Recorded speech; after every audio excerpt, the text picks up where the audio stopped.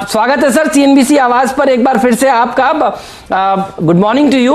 Market पर आपका view क्या है सर इस समय, ये जानना है। और खास तौर पर आपका एक फंड अमेरिका के बाजारों को भी ट्रैक करता है, आप ग्लोबल फंड भी चलाते हैं सर, तो आपकी पैनी नजर अमेरिका के बाजारों पर भी रहती है। ये बताइए कैसे लग रहे हैं यूएस के मार्केट इलेक्शन के दौर में आपको? तो अगर पहले यूएस की बात करें तो अगर आप देखें कि आज पब्लिक खुश है या फ्यूचर्स अप हैं यूएस के, बिकॉज दे थिंक कि प्रेसिडेंट ट्रम्प जो है आज हॉस्पिटल से शायद रिलीज हो जाए। बट इसका मतलब ये है कि the market is more happy with president Trump being president, लेकिन उनकी तो अभी प्रोबेबिलिटी कम है जीतने की। तो ये आप इतने एक्साइटेड ना हो इस बात से, क्योंकि market is telling you right now कि उनकी प्रेफरेंस क्या है, कि वो एक दिन के मतलब एक दिन जब तो एक महीना रह गया या एक महीने के लिए प्रेसिडेंट रहेंगे अगर अभी के पोल्स रहे ठीक। इसलिए मैं बहुत ज्यादा अभी कॉन्फिडेंट नहीं रहा हूँ मार्केट्स के बारे में अगर ये व्यू है। बिकॉज अभी तक मैं सोचता था कि द यूएस मार्केट जो है they have discounted, they know कि बाइडेन इज विनिंग। ऑफकोर्स ये भी हो सकता है कि लास्ट टाइम की तरह पोल्स गलत निकले एंड प्रेसिडेंट ट्रम्प बन जाए, बट पूरी मार्केट इस बेसिस पे तो नहीं चल सकती कि जी जो भी पोल्स हो रहे हैं वो गलत है, क्योंकि एक्चुअली हम सब सोच रहे हैं कि पोल्स गलत है। तो इसलिए मुझे थोड़ा सा नर्वसनेस है अबाउट यूएस मार्केट्स, बिकॉज ये स्टोरी मुझे मजा नहीं आया कि आज वो क्योंकि घर आ जाएंगे या बाहर आ जाएंगे इसलिए मार्केट अप हो रही है। ये मुझे लाइन मजेदार नहीं लगी। But in general I would have said कि US markets are doing well, although president Biden अगर बने या बाइडेन अगर प्रेसिडेंट बने तो उसका शॉर्ट टर्म थोड़े दिनों के लिए नेगेटिव हो सकता है, क्योंकि वो रेट्स बढ़ाने की बात कर रहे हैं, कॉर्पोरेट टैक्सेस। एंड हमें एक बात समझ आई है, आपको भी पता है इंडिया का भी देखकर, कि अगर कॉर्पोरेट टैक्सेस आप बढ़ाएंगे तो मार्केट गिरती है। अरोड़ा साहब ऐसा करते हैं, आपकी जो मोहक मुस्कान थी शो शुरू होने से पहले वो शायद इसलिए थी कि आपने बहुत ज़बरदस्त रैली हमारे बाज़ारों में आती हुई देखी है। पिछली बार जब हम लोग जुड़े थे तो आपने एक आशंका जताई थी कि जो बैंकिंग सेक्टर में परेशानियां हैं वो आपको बढ़ती हुई दिख सकती हैं। कुछ समय पहले सरकार ने कहा कि जो 2 करोड़ रुपए से कम के लोन्स हैं उन पे ब्याज शायद 6 महीने के लिए माफ़ कर दिया जाए। 10:30 बजे आज सुप्रीम कोर्ट में हेयरिंग है। बताइए अब आप बैंकिंग सेक्टर्स को कैसे देखते हैं? जब से हमने पहले मुलाकात करी थी उसके बाद से काफ़ी वहाँ पर आपने प्राइस में दबाव ऑलरेडी आते हुए देखा है। करेक्ट। तो जी बैंकिंग सेक्टर तो हमारी वैसे तो बिग होल्डिंग रही है, एक्सेप्ट कि हमने उसके स्टॉक्स कंसोलिडेट करके वो 3 बड़े प्राइवेट सेक्टर बैंक कर दिए।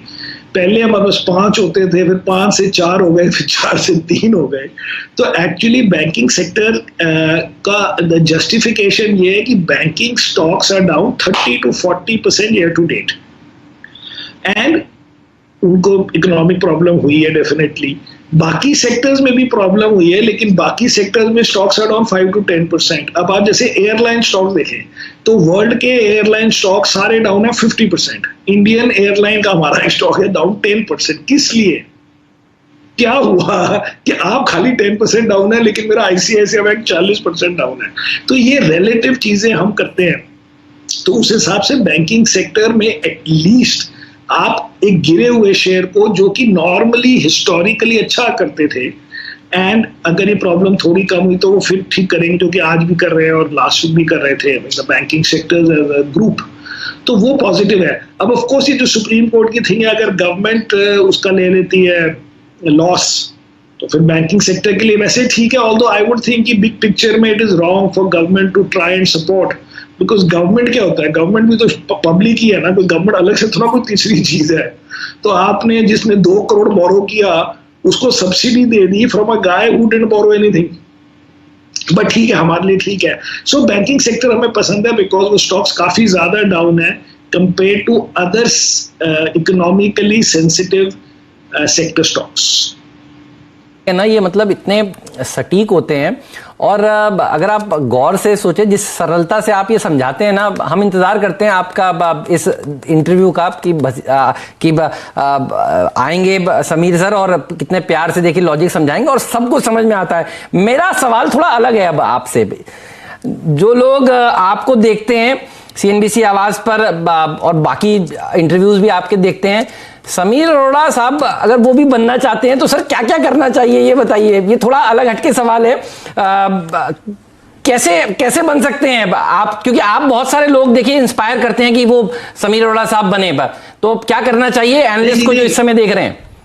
ये गलत तरीके से आप पूछ रहे हैं, क्योंकि इसका मतलब क्या हुआ कि मैं तो नौकरी से कर रहा हूँ ये सब चीजें, फिर हल्के हल्के मैं सीख गया। तो नॉर्मल लोग जो प्रॉप ट्रेडिंग कर रहे हैं या जो अपने पर्सनल अकाउंट पे ट्रेडिंग कर रहे हैं या इन्वेस्टिंग कर रहे हैं, उनके लिए इतना थ्योरेटिकली मैं तो कहता हूँ आप मेरी तरह मत बनने की कोशिश करें, बिकॉज आपको पहले कहीं अर्न करना है और फिर उसको स्टॉक मार्केट में लगाना है। हमने तो लर्न किया क्योंकि जॉब हमारी वो थी, लेकिन नॉर्मल आदमी इतना टाइम कैसे लगाए पूरा दिन ऑन द मार्केट, बिकॉज वो पहले अर्न करेगा, फिर उसको मार्केट में जाके लर्न करेगा और फिर उसको आगे जाके फुल टाइम करियर बना सकता है। हम तो कहते हैं कि आप अपना काम कीजिए और जो पैसे आप अर्न कर रहे हैं उसको स्टॉक मार्केट में लगाएं। उसके लिए आप पढ़ें, बुक्स पढ़ें, इंटरव्यूज पढ़ें, बट सबसे पहले बिजनेसेस को समझें, द बिजनेस ऑफ बिजनेस। सबसे पहले आपको समझना आना चाहिए कि कौन सी कंपनी किस बेसिस पे पैसे बनाती है, उसमें क्या खास बात है, उसका मॉडल क्या है। वो सस्ती चीजें बनाती है इसलिए अच्छी है, वो ब्रांड है इसलिए अच्छा है, उसने सस्ते में कोई पुराना प्रोजेक्ट ले लिया था जिसको अब उसने इम्प्रूव कर दिया है। ये सब समझने की बातें होती है कि वेदर दे आर सस्टेनेबल और नॉट। उसके बाद थोड़ी लक भी चाहिए, बट एग्जैक्टली ये क्वेश्चन जो है डिपेंड करता है कि टारगेट ऑडियंस क्या है जो जिसके लिए ये बात हो रही है। आपकी बात तो हमने सबने अभी और करना है काम। आपकी बात और किताबों की बात ना हो ऐसा तो हो नहीं सकता। आपके ट्वीट्स भी पुराने हम लोग देखते हैं, उसमें लंबी किताबों का चट्टा लगा हुआ है। ये बताइए आजकल कौन सी किताब आप नहीं पढ़ रहे हैं जो आप शेयर करना चाहेंगे? क्योंकि अगर आप अभी मेरी किताब जो मैं पढ़ रहा हूँ वो पढ़ेंगे तो आप सारे ऑटो स्टॉक सेल कर देंगे। अरे बाय गॉड, मैं खरीद नहीं रहा। उस बुक का नाम है future is faster than you think. हाँ, तो उसमें बड़ी अच्छी किताब है, उसमें अलग अलग सेक्टर्स का लिखा है कि क्या इस समय हो रहा है, ये नहीं कि क्या कोई सपने दिखाए जा रहे हैं। तो उनके हिसाब से auto sector in US it will totally finish in 10 years। It will only be जो क्या कहते हैं ऑटोमेटिक वाला, मतलब कि self driven, no driver and no. अभी जैसे आप कार ओन करते हैं तो आप 5% ऑफ द टाइम यूज करते हैं, बाकी टाइम वो पार्क रहती है। सही है। लेकिन अगर वो सेल्फ ड्रिवन कार हो जाए तो एक तो आपको पार्किंग नहीं चाहिए उस गाड़ी की, जो कहते हैं कि सिटीज में 1/4 to 1/5 जगह खाली पार्किंग के लिए वेस्ट हो रही है। सेकेंडली वो गाड़ी मतलब एक ट्रिप के बदले में पूरा दिन चलेगी। थर्डली जो पब्लिक है उसको रोज के 1-1.5 घंटा एक्स्ट्रा मिल जाएगा पीछे बैठ के, क्योंकि वहां ड्राइवर तो होते नहीं ज्यादा, और ड्राइवर भी हो तो ड्राइवर का बच जाएगा। एंड देयरफॉर वो कहते हैं और प्रोडक्टिविटी हो जाएगी। आप पीछे बैठ के किताब पढ़ो, आप पीछे बैठ के सो, जो करना आप करो, बट आपको जिंदगी में 1 घंटा एक्स्ट्रा मिल गया।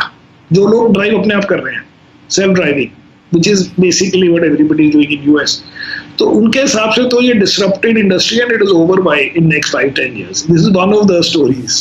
तो अब इसको क्या होता है, अब पढ़ के doesn't mean मैं आज सारे ऑटो स्टॉक बेच दूंगा, लेकिन मेरे दिमाग में घूमता रहता है, तो इसलिए मैं उस सेक्टर के ऊपर ज्यादा नर्वस हो जाता हूँ। ये आपकी थ्योरी को और सही करता है। मुझे याद है आप लॉकडाउन के दौरान भी मार्च लोज से ऑटो को खारिज करते रहे और आप कहते रहे, ये आपकी थ्योरी को और दरअसल स्टैंप लगाता है। तो आपकी थ्योरी बहुत एक्चुअली क्या है कि ऑटो सेक्टर अभी चल रहा है क्योंकि कहेंगे जी लॉ, ये मतलब ये फेस्टिव सीजन आ गया, ये आ गया, वो आ गया, तो उसके लिए हम भी लॉन्ग शॉर्ट करते रहते हैं। लेकिन बिग पिक्चर समझने का अलग होता है एरिया, कि ये जा कहाँ रहा है। बिकॉज मेरा ये बदल एक लेसन है जो सब सीख सकते हैं, कि जो यूएस में होता है या डेवलप्ड मार्केट्स में होता है वही 3-4 साल बाद इंडिया में होता है या इमीडिएटली होता है।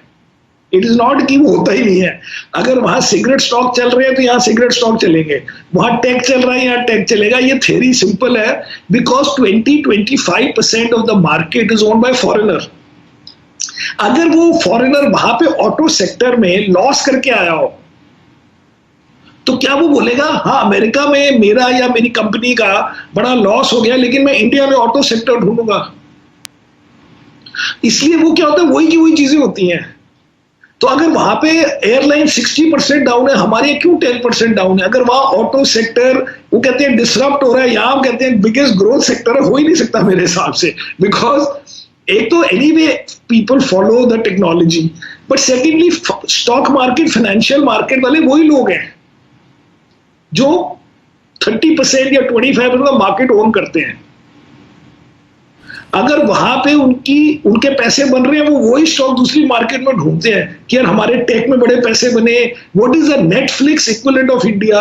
अमेज़न को इंडिया में कौन से वाला है? इसीलिए तो सारे स्टॉक चलते हैं ना बाकी कंट्रीज के, अमेज़न जो कहे जाते हैं। आपने अपने जवाब में ही, जी हाँ अरोड़ा साहब, आपने अपने जवाब में ही मेरा अगला प्रश्न ढूंढा है। यूं समझिए कि आप आईटी सेक्टर पर इतने जबरदस्त बुलिश नहीं थे कुछ समय पहले, जिस हिसाब से बाजार में तेजी आप फिलहाल देख रहे हैं। यूएस में भी बहुत जबरदस्त तरीके से फैंग स्टॉक्स चल रहे हैं। यहाँ के आईटी सेक्टर्स के बारे में आपका क्या विचार है? अब रैली मिड कैप आईटी में दौड़ती हुई दिख रही है आपको? एक्चुअली आईटी सेक्टर में मैं भी पता नहीं कितने महीने पहले, बट एटलीस्ट 4-5 महीने से तो मैंने अपना वेटेज 14% होता है इंडेक्स में, एंड हमारा कोई 13-14 था, उसको हमने 20 कर दिया है।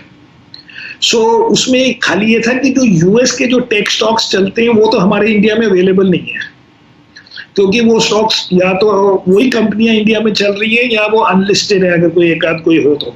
बट ब्रॉडली स्पीकिंग जो इंडियन सॉफ्टवेयर कंपनीज हैं वो indirectly are participating in the transformation of US companies. Indian companies तो पता नहीं ट्रांसफॉर्म कभी होगी कि नहीं, but we are playing the poor man's tech कह सकते हैं इंडियन टेक को, क्योंकि वो उनको हेल्प कर रही है उन कंपनीज को इम्प्लीमेंट करने में, वर्क फ्रॉम होम करें या ऑनलाइन जाएं या बिलिंग करें, जो भी करें वो सारी चीजें Indian companies are helping, so indirectly it is helping. Secondly, Indian software or tech sector is doing well because other sectors are doing badly. Ultimately, आपके पास 100 रुपए हैं और 10 सेक्टर है, अगर 3 सेक्टर खराब हो रहे हैं तो उसके पैसे भी बाकी सेक्टर्स में जाने हैं। तो दोनों चीजों से software sector has been doing well, and हम अब मुझे पता नहीं आप कब की बात करें, लेकिन आजकल हम बड़े खुश हैं उसके साथ। ठीक बात काफी।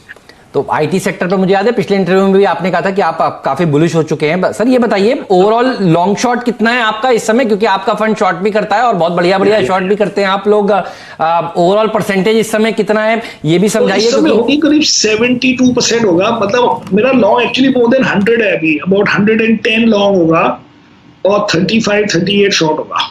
आपका द बिग आइडिया कौन सा है जिसके ऊपर आप बेट कर रहे हैं, लॉन्ग या शॉर्ट साइड पर? अगर वो इस बारी जी लॉन्ग में जो पैसे बने मैं आपको बताता हूँ, इस बारी पैसे ठीक बन गए थोड़े बहुत। अरे वाह। एक तो ये चाइना +1 वालों में बन गए दोनों स्टॉक्स में, अब मैं स्टॉक के नाम नहीं बता रहा, पर 2 ही है, दोनों है हमारे पास।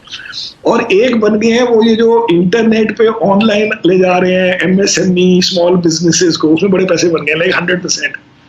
और बाकी फाइनेंशियल्स में गए हैं और सॉफ्टवेयर में तो बने हैं, बट वो 20-30-40% जो बने हैं, तो घूम फिर के we have beaten the market by 9%, जो ठीक है हमारे लिए। बहुत बढ़िया है, आपने मार्केट को बीट किया वो भी 9% से, ये तो बहुत ही बढ़िया माना जाएगा। ये बताइए कोई बड़ा आइडिया जिसके ऊपर आप इस समय जो आपको लग रहा है अट्रैक्टिव हो, ताकि हमारे दर्शक थोड़ा सा सीख सकें। नहीं नहीं, हम आपके दर्शक फिश नहीं देते, उनको फिशिंग सिखाते हैं। मतलब कि मछली नहीं देनी, मछली पकड़ना सिखाना है। तो ये बताइए अरोड़ा साहब, मछली कौन से तालाब में पकड़े? तो हम तो जी 3 सेक्टर में काम करते हैं ज्यादा, which is financial, which is mostly private sector financial, second consumer, and third ये जो हम एक्सपोर्टर गिनते थे, पहले हम कहते थे टेक, फिर हमने उसको करा टेक फार्मा, अब उसको करा टेक फार्मा स्पेशलिटी केमिकल्स। तो ये 3 ग्रुप्स में about 90% of the longs are there. और आजकल बिकॉज ऑफ ये रिलायंस के चक्कर में which doesn't fit neatly these 3 themes, हम उसको हमने वो भी है, बट अदरवाइज 90% हमारे इन 3 थीम्स में होता है। अब इन थीम्स में बेसिक स्टोरी ये है कि the financial sector has been hit, but though stocks are down 30-40%, and tech and pharma is not hit, but though stocks are up 20-50%। And तीसरा है कंज्यूमर, जिसमें ज्यादा बढ़िया भी नहीं है और थोड़ी वैल्यूएशंस हाई हैं, तो हमने उसमें से पैसे निकाल के ये जो चाइना वाली strategy, which also you can say is actually consumer except that it's consumer manufacturing, because ये लोगों के लिए बनाते हैं ना, ब्रांड उनके पास अपने नहीं है, वो दूसरों के लिए बना रहे हैं what these branded guys were importing from China. So, and little bit of that consumer money has been used to buy this tech pharma and some part also of the financial. But basically 85-90% will remain within these three themes. अच्छा, आखिरी सवाल sir आपसे मेरा ये है कि आपने किताब का नाम तो बताया, future is faster than you think, ये तो हम लोग पढ़ेंगे, हमारे दर्शक भी पढ़ेंगे, लेकिन आपकी जिंदगी में क्या परिवर्तन आए कोविड के बाद? क्या कुछ ज्यादा एक्सरसाइज करनी शुरू करिए, वॉक करनी शुरू करिए, कोई हाल ही में मूवी देखी हो तो वो भी शेयर करिए, क्योंकि आपके रिव्यूज हम लोग पढ़ते रहते हैं। और ये भी बताइए क्या बड़े वो हुए, पहली बात तो है कि मैं घर बैठ के आपसे कॉल कर रहा हूँ, तो हमारा ऑफिस खुला हुआ है, अब मुझे समझ आया कि घर में बड़ा आराम से काम हो सकता है, जो मैंने पहले सोचा नहीं था जी। सेकेंड इज, अब मैं 1.5 आवर सुबह वॉक करता हूँ, आज भी कर चुका हूँ ऑलरेडी, 10,000 स्टेप्स। वाह। तो I finish my Kota of 10,000 steps straight away 85 minutes. क्या बात है। 6 बजे से 7:30 बजे तक।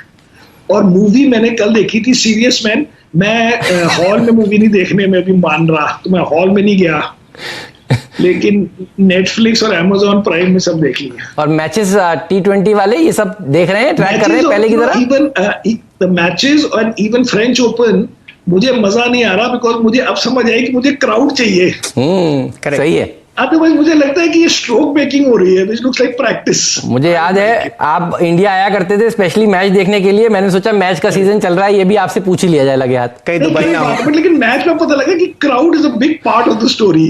ये खाली उसने मारा उसने भागा, no fun till there is actual crowd. इस बार I have been seeing, but इतना मजा नहीं आया जितना विद क्राउड आता है। सही बात है। इस बार तो टीवी पर देखकर आप मैच देखिए और पीछे क्राउड नहीं दिखता है, स्टेडियम में बैठकर देखने का तो मजा ही कुछ और है। सर बहुत बहुत शुक्रिया समय निकालने के लिए, आज चर्चा में शामिल होने के लिए, बढ़िया हमारे दर्शकों को फिशिंग सिखाने के लिए, ताकि वो बड़ी मछली पकड़ सकें आपकी तरह। और ये किताब और books are your best friend, और आप जो किताब पढ़ते हैं देखिए उससे खूब हम लोग भी देखते हैं कि आप कौन सी किताब पढ़ रहे हैं, इस पर हमारी एक नजर जरूर रहती है। धन्यवाद आपका सर आज हमें समय देने के लिए।